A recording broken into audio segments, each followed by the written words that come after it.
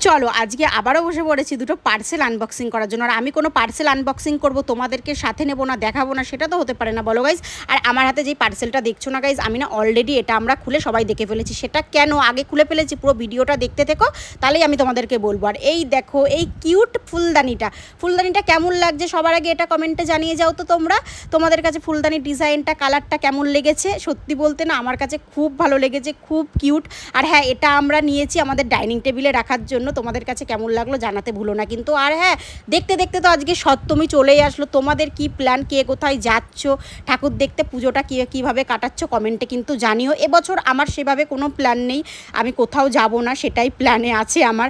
আর সেটা কেন তোমরা আমার ভিডিওর ওপরে চোখ রেখো, তাহলেই জানতে পারবে, শুনতেও পারবে, আমি তোমাদেরকে বলবো। আর হ্যাঁ, একটা কথা বলতে তো ভুলেই গেছি তোমাদেরকে, যে দিদি কিন্তু বাড়িতে এসেছে পুজো উপলক্ষে, কিন্তু আমি তোমাদের সাথে এখন দেখাতে পাচ্ছি না, ওর শরীরটা একটু খারাপ। শরীরটা ঠিক হলেই আমি তোমাদের সামনে নিয়ে আসবো, দেখাবো। চলো